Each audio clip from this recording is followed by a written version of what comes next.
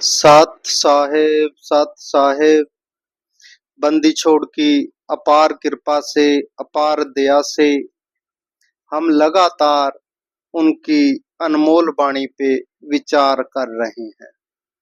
उसी क्रम में जो हमारी विचार यात्रा थी वो संगत के अंग पे चल रही थी, जिसमें महाराज अलग अलग उदाहरणें दे के हमको समझा रहे थे कि अगर तुम्हें पूर्ण सतगुरु की संगत मिल भी जाए और अगर तुम्हारी तोते जैसी रटन है, अगर हृदय के अंदर कोई बात धारण नहीं हुई है और सिर्फ तुम मुख से ही कोई मंत्र जाप करते हो, तो वो मंत्र साधना तुम्हें पूर्ण जो है रूप से मुक्ति नहीं दिला सकती। इस विषय में काफी हमने विस्तारित चर्चा करी और इस विषय में अलग से भी और कुछ पूछा है कुछ ने, तो उस पे अलग से भी हम उनको जवाब दे रहे हैं। तो आगे की वाणी लेते हैं। महाराज फरमान कर रहे हैं, जैसे हम कल बात कर रहे थे कि गरीब कुंजी कशिव अलल को किन समझाया ज्ञान, आड़ा पड़दा है नहीं हृदय अंतर ध्यान, गरीब बिन खेले गो ब्यात है धर्म झाड़ी पशु त्याग, गोरख को सुध ना पड़ी कछव देश सुन राग। जैसे महाराज समझा रहे थे कि जो कुंज है वो अपने अंडों को कितनी दूरी से ही उनके ध्यान के द्वारा पोषण कर देती है। कछुआ जो होता है अपने आप को संपूर्ण जो है अंदर खींच लेता है और उसको कोई नुकसान फिर नहीं पहुंचता। अलल पंछी है, उसके मन में यही होता है कि मेरा जो है परिवार है, माता पिता वो ऊपर है। देखो कछुआ जो अपनी सारी इंद्रियों को अंदर इकट्ठा कर लेता है, और इसी प्रकार जो जीव है, इंसान है, जिसने अपनी इंद्रियों पे कंट्रोल कर लिया, अपने बस कर लिया, तो वो बच जाएगा इस जो भयंकर माया का जाल है उससे। बाकी सब इसके चक्कर में आ जाएंगे। महाराज ने फिर आगे लिखा, कहते हैं गोरख को सुध ना पड़ी कछव देख सुन राग। सतगुरु गोरखनाथ जी महाराज के विषय में अनेकों अनेक जगह बंदी छोड़ने उदाहरणें दी हैं। तो इनके विषय में सतगुरु गोरख जी के नाथ जी के विषय में संपूर्ण इनका जीवन इतिहास और इनकी संपूर्ण वाणी पे विवेचना हम अलग से स्टार्ट कर रहे हैं। अब कुछ ही दिनों के अंदर इनका संपूर्ण जीवन और इनकी जो संपूर्ण वाणी और जो इनके तंत्र के जो मूल सूत्र हैं उन पे सारा प्रैक्टिकल विचार हम अलग से करेंगे। फिर महाराज आगे लिखते हैं, गरीब ऐसी संगत जो मिले भक्ति गर्भ प्रहलाद, नारद से सतगुरु मिले तो सूझे अगम अगाध। यहाँ पे प्रहलाद जी की वार्ता हुई है। जब हिरण्यकशिपु जो था तपस्या करने चला गया, तो जो उसकी पत्नी थी क्यादु, प्रहलाद की माता, गर्भवती थी और देवताओं ने उस पे राज्य पे हमला किया, क्यादु को भी पकड़ना चाहा। तो नारद जी ने आके बीच में कहा, भी मूर्खो ये क्या कर रहे हो, इसके गर्भ में जो बहुत दिव्य आत्मा जो है जन्म लेगी। फिर उसने क्यादु को अलग से गंगा के आश्रम में रखा। वहां पे नित्य नारद मुनि आते थे और प्रहलाद की माता को ज्ञान सुनाया करते थे। और ऐसी परमात्मा की रजा हुई कि प्रहलाद ने वो ज्ञान गर्भ के अंदर ही सुन लिया। किससे? नारद जी से। नारद जी से प्रहलाद जी ने गर्भ के अंदर ही ज्ञान सुन लिया था। एक तो घटना आती है अभिमन्यु की, हम लेते हैं। अभिमन्यु ने चक्रव्यूह में दाखिल होना अपने पिता अर्जुन से गर्भ के अंदर ही सीख लिया था, जब वो अपनी उसकी माता सुभद्रा को बता रहे थे। इसी प्रकार प्रहलाद जी गर्भ के अंदर रहकर ही इनकी नारद मुनि की सत्संग वार्ता सुना करते थे और इनको गर्भ के अंदर ही ज्ञान हो गया। फिर जब इनका जन्म हुआ तो कुछ माया का प्रभाव हुआ, परंतु इनका जो ज्ञान था जैसे का तैसा बना रहा, और जैसे एक थोड़ी सी वो घटना हुई बिल्ली के बच्चों वाली, तो उसी समय इनका पूर्ण ज्ञान जो है वो प्रगट फिर से हो गया। तो महाराज कहते हैं कि ऐसी संगत जो मिले भक्ति गर्भ प्रहलाद, नारद से सतगुरु मिले तो सूझे अगम अगाध। उसी ज्ञान के कारण इनको सब पता लग गया कि ये संसार जो है एक माया जाल है, यहाँ पे जन्म मरण है अगर सतगुरु नहीं मिले तो। और इसका यही रास्ता है कि भक्ति करके उस परम पिता परमेश्वर को प्रसन्न कर लिया जाए, जिसके प्रसन्न होने से ये जो जन्म मरण बार बार का जो है ये मिट सकता है। ये उनको ज्ञान हो गया। फिर महाराज आगे लिखते हैं, क्योंकि प्रहलाद की हमने पूरी कथा ले ली है इसलिए हम ज्यादा विस्तार नहीं कर रहे। फिर आगे महाराज कहते हैं, सुखदेव गर्भ जोगेश्वरम, ध्रुव का ध्यान अमान, लाख वर्ष के बह गए 5 वर्ष परवान। सुखदेव मुनि के पूरी संपूर्ण कथा हमने अलग वीडियो में ली है पहले ही। ध्रुव की संपूर्ण कथा हमने अलग वीडियो में ली है, तो इनका विस्तार हम एक बार नहीं करते। जो थोड़ा सा ले लेते हैं। सुखदेव मुनि जो थे, जब भगवान शिव ने माता पार्वती को अमर कथा सुनाई, अमर मंत्र की जो साधना बताई, तो ये गंदे अंडे में से सुनी और फिर ये तोता बना, और तोते से फिर ये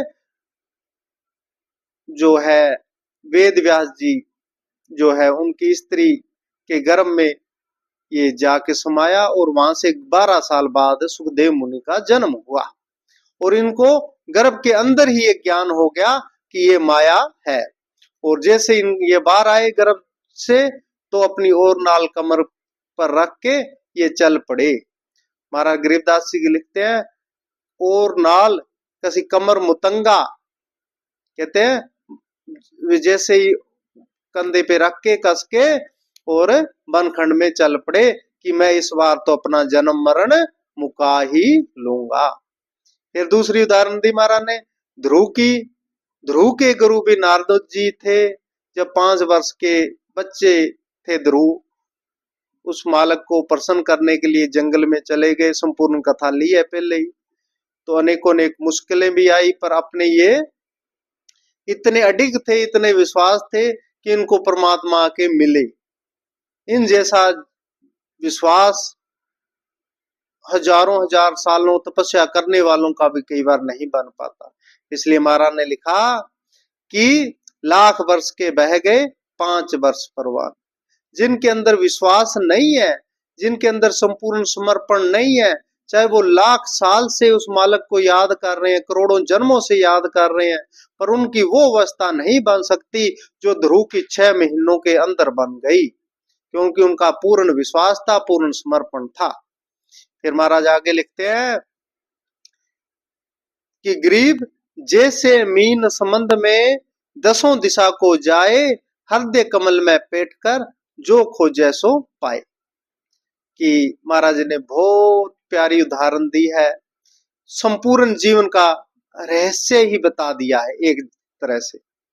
महाराज कहते हैं, जैसे मीन संबंध में, जैसे मच्छी होती है समुद्र के अंदर, तो वो कहीं भी जा सकती है, दाएं जाए बाएं जाए, ऊपर जाए नीचे जाए, कहीं कोई रुकावट है मच्छी को? कोई रुकावट नहीं है। आज घर घर के अंदर वो मच्छी पालने वाला जो है होता है, तो वहां पे हम देखते हैं मच्छी कभी किधर जा रही है, कभी कहीं जा रही है, कभी कहीं जा रही है। महाराज गरीबदास जी ने कहा, 10 दिशा को जाए, हृदय कमल में पेट कर जो खोजे सो पाए। महाराज ने कहा, इसी प्रकार है जीव, तू सोच विचार कर, हृदय से विचार कर, हृदय में बैठकर अपने ध्यान से ये देख कि जिन्होंने पूर्ण सतगुरु की संगत की, ध्रुव ने करी, प्रहलाद ने करी, सुखदेव ने करी, वो परम धाम गए। और जिन्होंने बुरी संगत करी, चाहे हिरण्यकशिपु था, चाहे रावण था, चाहे कुंभकर्ण था, चाहे कंस थे, चाहे कौरव थे, इनका सबका कुल नाश हुआ। सोचो, ये सोचने की बात है कि जैसी जिसकी जो संगत होती है वैसी रंगत आ रही है। जैसे हम पीछे विचार कर रहे थे कि जो स्वाति बूंद है अगर सीप के मुख में पड़ रही है तो मोती हो रही है, अगर सर्प के मुख में पड़ रही है तो जहर हो रही है, अगर केले में पड़ रही है तो कपूर हो रही है, अगर गंगा में पड़ रही है तो गंगा जल हो रही है, गंदे नाले में पड़ रही है तो गंदगी हो रही है, कीचड़ में पड़ रही है तो कीचड़ हो रही है।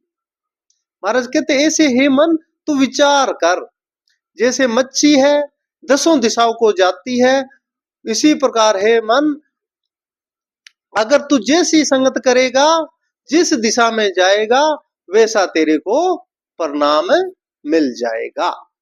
इसी प्रकार महाराज आगे चल के बहुत विस्तार से लिखेंगे इस विषय को, इसी वाणी में आगे चल के आएगा। जो हमारे पूरा शरीर है, पूरे शरीर का जो सेंटर है वो नाभि है। नाभि जो हमारे पूरे शरीर का सेंटर है, नाभि ही है जब माता के गर्भ में कोई बच्चा होता है तो वो नाभि के द्वारा अपनी माता से जुड़ा होता है, नाभि के द्वारा ही उस बच्चे का शरीर बनता है, गर्भ के अंदर उसका जो पालन पोषण होता है वो सारा नाभि के द्वारा होता है। तो संत मत में, योग साधना में, भक्ति मार्ग में, ज्ञान मार्ग में जो है नाभि का एक बहुत महत्वपूर्ण स्थान है। महाराज कहते हैं ये अगर जो हमारी जीवनदायिनी ऊर्जा है अगर ये नाभि से नीचे की ओर चली गई, जैसे मच्छी नीचे को जाए, तो महाराज कहते हैं कि अगर ये नीचे को चली गई तो ये संसार में फंस जाएगी, संसार बद जाएगा। अगर ये प्राण ऊर्जा नाभि से ऊपर को गई तो ज्ञान बद जाएगा। अब त्यों सोच कि तूने करना क्या है, कि इस जन्म मरण से छुटकारा अपने आप को दिलाना है, कि इस जन्म मरण में जाना है, नरक के धक्के खाने हैं, कि पशु पंछी कीड़े मकोड़े बनना है, कुत्ते बिल्ली के रूप में जन्म लेना है। अब तू सोच ले, जैसी संगत वैसी रंगत, जैसे मीन दसों दिशा में जा रही है ऐसे तेरे को अधिकार है, तू कौन सी दिशा में जाएगा, पर जिस दिशा में जाएगा उसका ही तेरे को फल मिलेगा। फिर महाराज गरीबदास जी आगे फरमान करते हैं कि अब के हेले नर करे, कि महाराज कहते हैं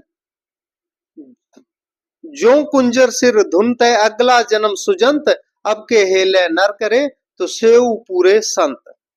महाराज कहते हैं यहाँ पे हाथी की उदाहरण दी है, हाथी की दो उदाहरणें महाराज ने लिखी है, एक हम अभी ले लेते हैं, एक आगे की कड़ियों में महाराज पूर्ण विस्तार से लिख रहे हैं तो वो वहां ले लेंगे। तो महाराज कहते हैं हाथी क्या होता है, हाथी पानी में जाता है, जल में जाता है, नदी में जाता है, स्नान करता है, अच्छा स्नान करता है, घंटों घंटों पानी के अंदर ये पड़ा रहता है, स्नान करके फिर भी बाहर आता है, बाहर आके और सूंड से मिट्टी अपने सिर पे, अपने शरीर पे फिर से डाल लेता है। तो कहने का भाव क्या है, कहने का भाव यही है कि जल की संगत से इसका शरीर अच्छा हुआ, शांत हुआ, शुद्ध हुआ, अच्छा नहा लिया, पर बाहर आते ही फिर इसने मिट्टी की संगत करी और फिर पहले जैसा हो गया। महाराज गरीबदास जी फरमान करते हैं कि इसी प्रकार ये इंसान, तेरे को जो मनुष्य जन्म मिला है ये बहुत संजोग हुआ है, सतगुरु की संगत तेरे को मिली है और इस मनुष्य जन्म मिला है, सब सतमार्ग मिले हैं, परंतु तू कहीं हाथी की तरह नदी से निकलता ही अपने ऊपर फिर से जो है धूड़ मिट्टी जो गंदगी है वो मत डाल। संसारिक विषय है वो गंदगी है। अगर तूने सतगुरु की संगत से आते ही वो गंदगी वैसी की वैसी डालनी शुरू कर दी और उनके बताए रास्ते पे नहीं चला, उनके सत्संग का असर तेरे पे नहीं हुआ, तो फिर तेरा अगला जन्म कहाँ होगा सबको पता ही है। फिर तो कहने की जरूरत ही नहीं है, फिर तो नर्क है, नर्क के बाद 84 लाख तैयार है। तो महाराज कहते हैं तू सोच विचार कर। फिर महाराज कहते हैं अब के हेले नर करे तो सेव पूरे संत। और इसी प्रकार सेव सम्मन की भी कथा हमने संपूर्ण ली है, पहले ही से अलग वीडियो में डाल रखी है। तो सेव और सम्मन को एक मौका मिला जिंदगी में सतगुरु को प्रसन्न करने का, तो उन्होंने अपने सिर की बाजी तक लगा दी। और सिर की बाजी लगा दी तो देखो आज उनका भक्तों में, श्रोमणी भक्तों में उनका नाम लिया जाता है और वो जन्म मरण से सदा सदा के लिए मुक्त होके सतगुरु के परम धाम में चले गए। इसी प्रकार हे जीव, अगर तेरे को मौका मिलता है तो तू जो मच्छी की तरह हर और मत चल, सिर्फ और सिर्फ सतगुरु के और ही तेरा कदम होना चाहिए। फिर महाराज कहते हैं कि राज द्वारे बंद कर रापति रोवे काए, पग जंजीर ना डालियो तो कजली बन को जाए। ग्रीव शीस महावत बस्त है अंकुश मोर समोड़, बचन फिरत है पलक में ना साई की लोड़। ग्रीब ऐसे हाफिज फील है रापति गेंद ज्ञान, राज द्वारे बांधिए बिन साई के ध्यान।